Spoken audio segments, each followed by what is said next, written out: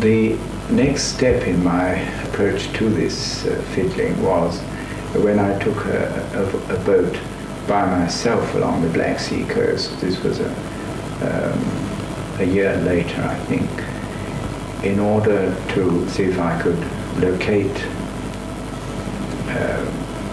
such a fiddler. And I travelled second class on the boat. In the third class, there were a number of sailors going back to their villages along the Black Sea coast, and one was quite a reasonable fiddler. And I used to hang over the rail of the second class deck, looking down on the third class, and they soon realized that I was watching and listening, and I was invited down and shown the fiddle. Not in fact this fiddle. This is a larger fiddle than the one that I first met, but it is the same type of construction with this long, narrow body, and a very characteristic insertion of the strings. The strings disappear at this point and are taken through the wood down an oblique channel and are then fastened on the pegs inside the hollow head of the fiddle. This phenomenon of disappearing strings is one that one can see in pictures of the Viola da Braccia in Italian painters of the 15th and 16th centuries, but it had been developed long before that and appears on one instrument in China, which is supposed to be of the 8th century. Whether it originated in Central Asia or actually in China, I don't know, but I would think it more probable that it originated in Central Asia. Anyway, it is an archaic feature on stringed instruments. Whether the particular instrument that shows it in China was a lute or a fiddle is uncertain. When I showed the picture to Thurston Dart, he said they lost the bow in Sogdia. And the fiddle is played again with underhand bowing, the hand in supination with the fingers controlling the bow tension. So I met my fiddler on the ship, and I took down from him some tunes of songs that he sang. But at that stage, I really saw no possibility of transcribing fiddling at the speed that you just listened to the example on the tape. And I didn't begin to understand what could be the cause of the extraordinary breathlessness that one feels listening to this music. It's as if there is a never-resolved syncopation. What could be the metrical reason for that? And how is this extraordinary continuity of sound developed? For a fiddle, surely it is most extraordinary to have sound projected as a harmonic continuum in this way. And finally, my little fiddler, his name was Ahmed Güntepe, left the ship at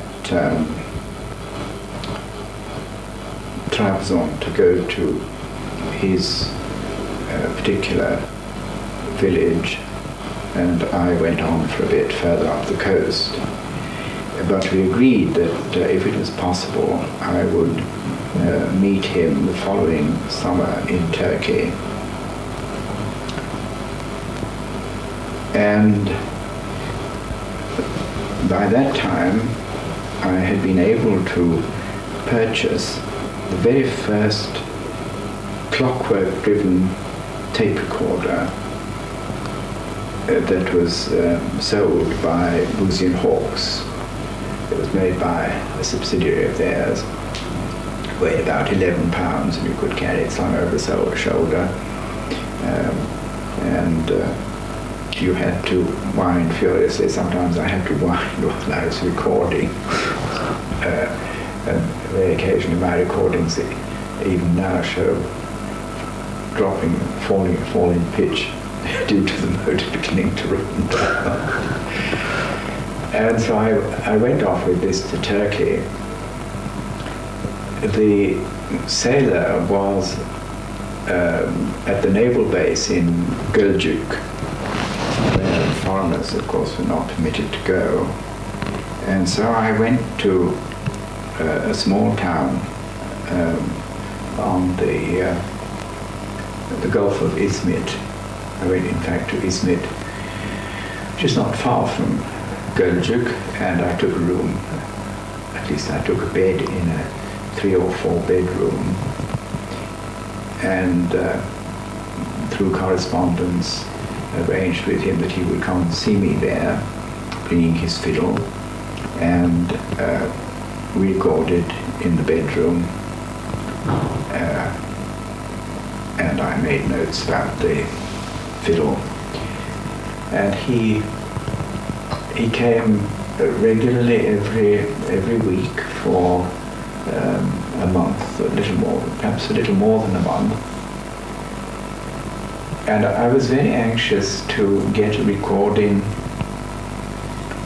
of his playing when men were dancing, so as to get a clearer picture of how, from the dancer's point of view, the music related to its rhythmic structure. And so I suggested that he take the tape recorder with him back into the naval base and record some of his mates dancing to his playing. I also wanted, if possible, to get more than one instrument playing together, because I knew that the performers do sometimes combine their efforts. And so he went off with the tape recorder, and the following week he came back with it. And I put on the tape, and the most dreadful shrieking voices of women came out of the tape recorder. And he had thought that the songs of the chanteuses de café in the naval base were so much more worthwhile as music, as Turkish music, from my point of view, that he had recorded them over the whole of his own playing and the dancing of his mates. And just occasionally, as one song by one of the women finished, there would be a snatch of his music. Of course, I couldn't say anything at all or explain. I could only thank him. But that was really disastrous. But as a result of that, as a result of my telling this story, a most extraordinary legend developed in Cambridge about my having caused a tape recorder with a long lead to be taken into the harem instead of into the naval base. It was almost as difficult to get into the naval base as it would have been to get into the harem. In any case, of course, Turks don't have harems now. But that was the source of that particular legend. Well, then, Ahmed Günther recorded for me in Izmit. But he was not one of the top-class fiddlers. And I'd heard another type of music on the Black Sea coast, and that was the bagpipe. And I thought I would make an expedition with my tape recorder along the Black Sea coast and see if I could find more superior fiddlers and also make contact with the bagpipe players. And I went off to Rize, taking the same coastal steamer along the Black Sea coast, and was introduced by the local education officer to the director of the tea factory in Rize, because he said there were a number of kemençe players. This instrument is also called kemençe. If one wants to differentiate it, then it's called Karadeniz kemençesi. That is the kemençe of the Black Sea. The Karadeniz, the Black Sea. And I went to the tea factory, and this was a wonderful encounter, because the director of the tea factory was a really marvelous man, and he gave all his workmen the afternoon off, and in the tea drying shed we had a great get-together with the best dancers there to dance, and a much older man, Kashif Jivelik, to perform. And this kemençe is the kemençe of Kashif Jivelek. My first kemençeci, my first kemençe performer, was a carpenter, and he therefore had been in a position to make his own instrument.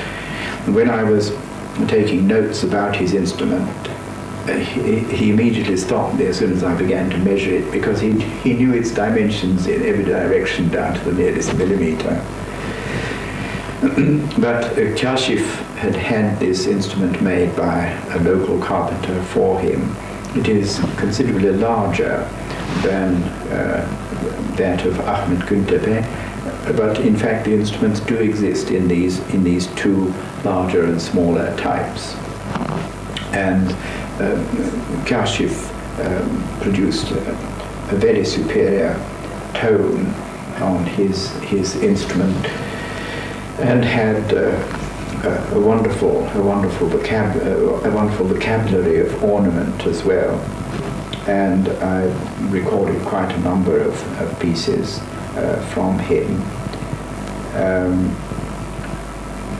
And then going up into the mountains to a place that was then called Hemşin. And at that time, in Turkey, one really required permission to go into eastern Turkey, but I found in Ankara that it was impossible to decide in advance for which parts one required a permit, and in any case, impossible to find out from whom one would get such a permit, so I just went. And arrived in Hemşin, the bus driver took me to have a coffee, and while I was sitting there, the Bucak Müdürü, the local lieutenant or magistrate, I suppose one might call him, joined me, and I told him that I wanted to cross the mountains and get down into the neighborhood of Bayburt and so on to Erzurum. And he was tremendously helpful. He immediately drew a sketch map for me of places to go through in crossing the mountains, and furnished me also with a friend, an arkadaş, the man who stands at your back in battle, to escort me. And every day when I walked, I was always with someone who was walking in that direction. But the first thing was that he got together pipers. And the Turkish bagpipe is quite an unfamiliar type. You see, this skin is absolutely rigid, and that is because it has never been tanned. And when the bagpipe is in use in that region, it is kept permanently wet with a strong salt solution. This prevents the bacteria attacking the skin and breaking it down. But it means that it has a horrible slimy feel, of course, all the time. And it will only work, of course, when it is in this saturated condition. And as soon as you allow it to dry out, it becomes permanently distorted, and even though you wet it again, it will never resume its original properties. And there is no drone, but as you see, there is a double charter with a double set of finger holes, one of which is blocked. Sometimes this trough-shaped structure terminates in a little cow horn bell, and in fact this one, which is completely of boxwood, is carved with serrations at the end, just in the same way as they will carve serrations round the rim of the cow horn bell.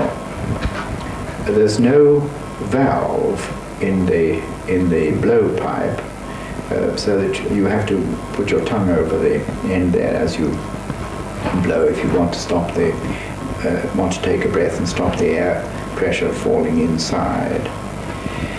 The technique, there are really a number of techniques of performance. The advantage of having a double chanter is that you can generate a reinforced melody line with a slight skirl between the notes, adding to the intensity. There is a piece of grass which is stuck up one of these chanters, and that projects here, and it is used for fine tuning. So having your reeds speaking properly. The reeds themselves are hidden in this portion of the bag here. The reeds are not integral to the pipe. They are separate reeds of a narrower bore reed, botanically speaking, down-cut reeds inserted into the yoke behind here. The point of having one hole blocked with wax here is that it gives you the facility of gracing with one hole on this pipe while you're playing a tune reinforced by both chanters on the two pipes. Sometimes two holes will be blocked, even three, so that individual pipers can vary the character of the gracing they perform. They differ also very much in their skill. They cross the fingers across the two chanters, but they are able differentially to close holes at the same locus on the two chanters, so that the piping can be very much more elaborate than my simple account of it suggests. And at times the actual harmonic texture they produce is more complicated, so that you can have drones appearing, upper drones as well as lower drones on this system. Sometimes they dispense with gracing altogether and have two identical chanters. The Bucak Müdürü Nuri Trabzonluoğlu is his name, produced various pipers for me. There was a very famous one, middle-aged man called Zulkif, and the Nuri Bey himself was thought particularly highly of a 15-year-old boy whose name was, it's gone from me at the moment, Remzi Bekar. And I don't remember now who is playing in this particular example that we're going to hear. I rather think this is Zulkif. Anyway, this is one of the songs with bagpipe accompaniment sung by the men as they dance. And the text begins, Hodichur dere basha kırmızı çiçek açar. At the head of the Hodichur river, a crimson flower opens. And it's a love song with overtones that might be associated by such imagery at the outset.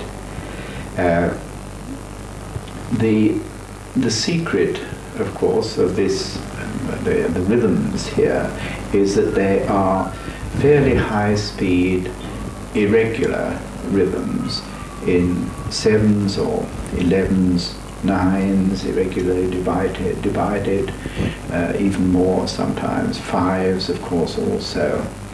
And this, incidentally, is the secret of the feeling of breathlessness that one gets when listening to the fiddlers. They too are playing in these irregular rhythms. After Bartók, of course, they used to be called Bulgarian rhythms, but they're not confined by any means to Bulgaria. What is peculiar about the rhythms in Turkey and on the Black Sea coast is that they are taken at such a furious pace, especially the fiddlers. In the case of the bagpipers, the overall pace, the value, if you like, of the semiquaver is not so small as it is in the case of the fiddlers. Anyway, here is bagpiping with dancers and dancers singing to the bagpipe.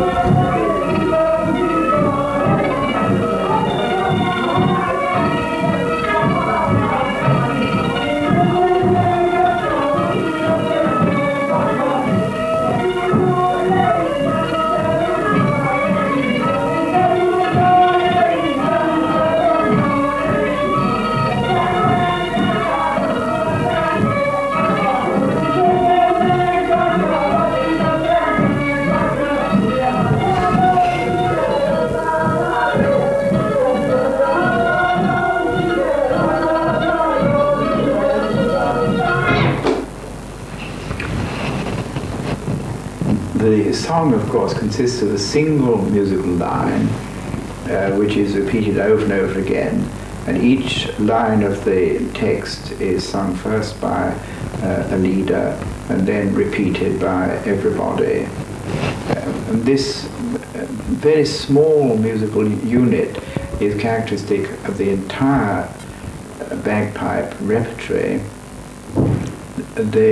All the bagpipe tunes consist of tiny little units of perhaps 2 or no more than 4 measures repeated over and over again, and each such melody constitutes the entire repertory of a village, and the tunes are differentiated by the names of the village to which they belong. The village tune may include one or more variants, so that there is some change as the piper continues to pipe, but on the whole they are of a quite extraordinary monotony from our point of view.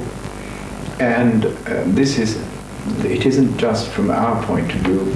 The fiddlers are very much aware of this, and they pour scorn on the pipers.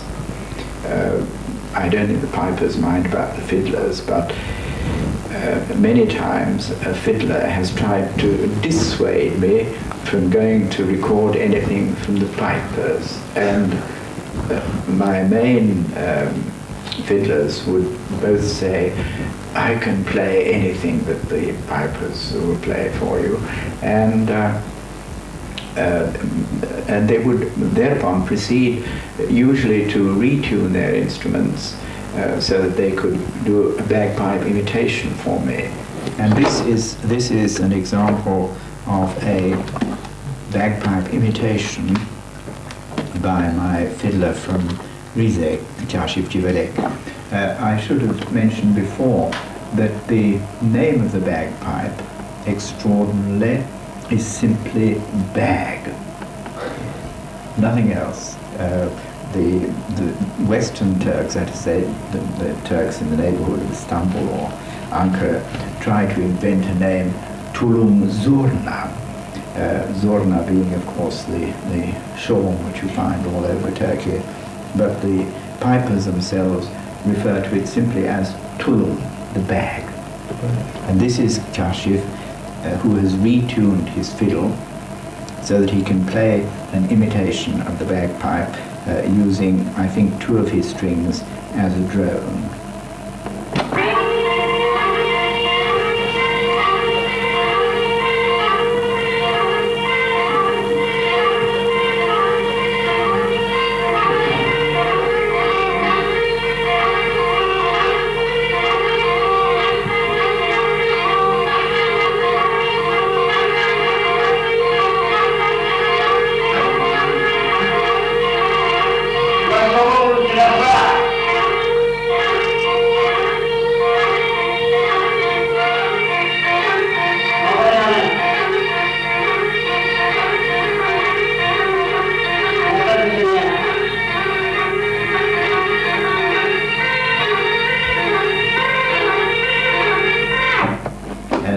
The audience in the tea drying shed were quite amused by this, and Kashif also, of course, is imitating the calls of the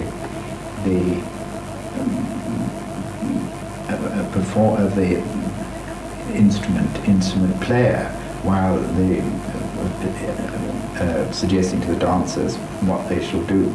But of course, he was really not doing quite what the bagpipers do, because you can't, particularly with this kind of bagpipe, you can't interrupt it readily and give instructions to your dancers. And shouting calls for the changes is what the fiddlers do, not what the bagpipes do. But it's quite a pretty imitation of the sound of the instrument.